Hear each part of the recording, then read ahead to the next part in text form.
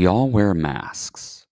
Some we show the world, carefully crafted to project an image of strength or confidence or success.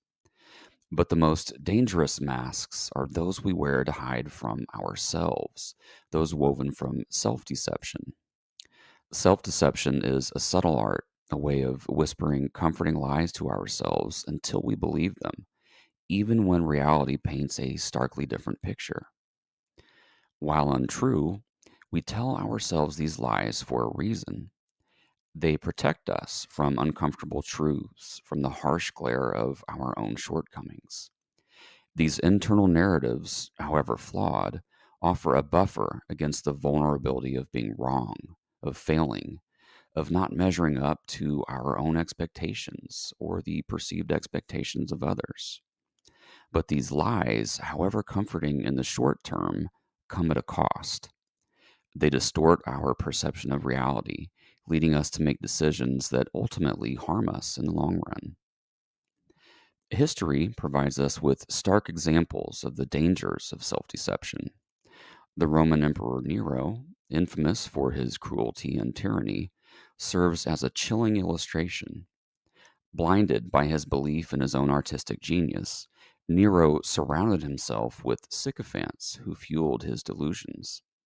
He saw himself as a gifted poet, musician, and actor, ignoring his blatant lack of talent evident to everyone else.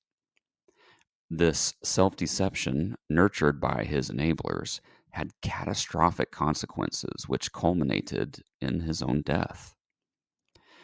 Nero's reign became a byword for tyranny and excess, his self imposed blindness leading to the suffering of countless people and ultimately his own downfall.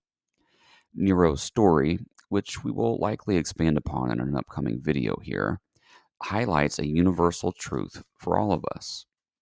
When we choose to believe our own carefully constructed lies, we lose touch with reality, and the consequences can be devastating. We risk alienating loved ones, making choices which do not serve us, and ultimately losing sight of who we are beneath the facade.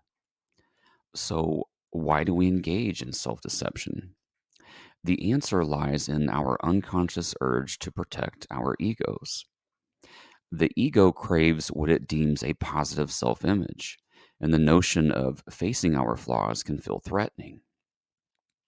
Self deception acts as a shield, buffering us from the discomfort of cognitive dissonance, the mental discomfort of holding two conflicting beliefs.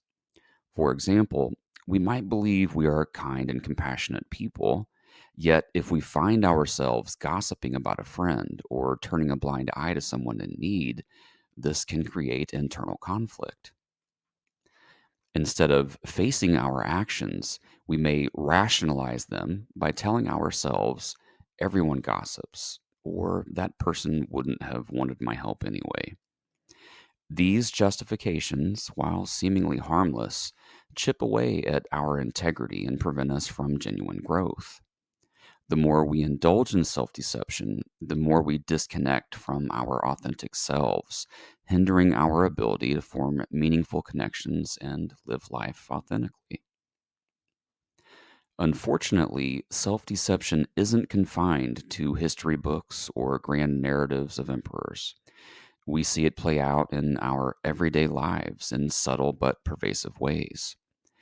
We see it in the friend who constantly boasts about their achievements, inflating their successes to mask their insecurities.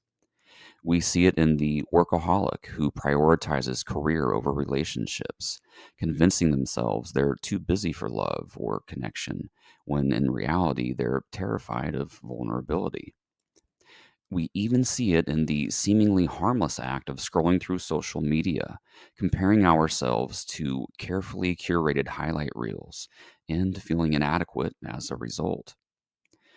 These modern manifestations of self deception might seem less dramatic than Nero's downfall, but they eat away at our well being nonetheless.